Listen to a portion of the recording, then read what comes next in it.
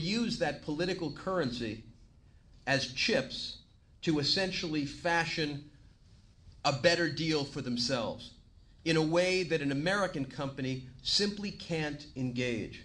We need to address that disequilibrium. We need to give American energy companies a fair shake in all of these countries around the world where, in so many ways, we're under attack, not only because of the high energy prices, but because of this changing infrastructure, again, infrastructure that includes the legal infrastructure. A gentleman at my table was talking about how, where do you know when to invest in Venezuela when they can go from the 1999 hydrocarbons law to the 2006 hydrocarbons law to the 2007 hydrocarbons law. And it can be the same thing in Nigeria, it can be the same thing in Angola or other countries. We need a bigger group than any one IOC to get together and try to do what, for instance, the movie industry has done in setting up common standards, a common approach, and a more coherent approach for American business in these critical markets. The prescription has to be a redevelopment of U.S. soft power, number one. Number two, we've got to do what the Council on Foreign Relations just told us to do on Latin America, which is we have to re-engage, we have to re-energize, and we have to listen to what they want to talk about. They want to talk about poverty.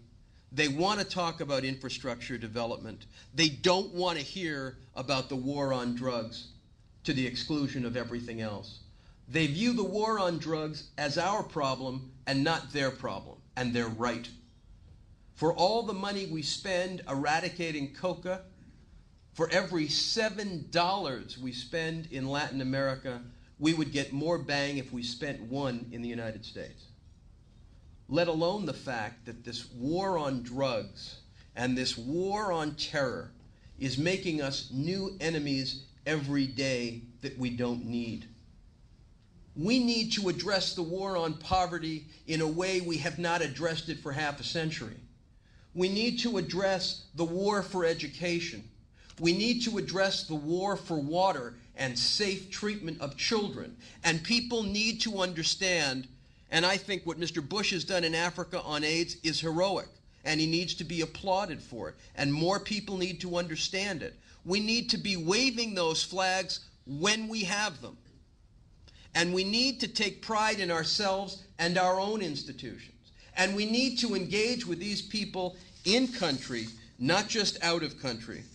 And we need to understand, most of all, that the United States has to view the world through a new humility, through a new lens of humility, through a new willingness to understand people. And then the Chavezes of the world will not appear so attractive.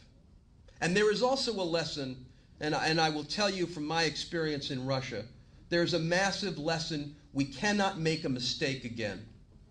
I have been very critical of the regime of Vladimir Putin, but I will tell you, when this nation suffered a massive terrorist attack, Mr. Putin put his eggs in the American basket, and he offered America a tremendous opportunity to engage. We never engaged properly. We delegitimized those in the Kremlin that wanted to work with the West. And it has cost us, and it will cost us for years to come. We've got to start listening better. We've got to understand that this idea that America doesn't engage with its enemies largely, not exclusively, but largely creates new enemies. And we need, most of all, not to allow people like Chavez to draw us into a fight to strengthen their base. We need to be extremely careful to not allow people to paint themselves as the anti-American when what we want to be is not necessarily the friend of Chavez, but the friend of the Venezuelan people. Because we need to understand that the exceptionalism argument about Venezuela does hold true. These people in December defeated Chavez. Turning our back on them now is the last thing we should be doing. Well, I probably have gone over my time. Thank you very much. We're going to start out with an opening question. Could you comment on the EITI, Extractive Industries Transparency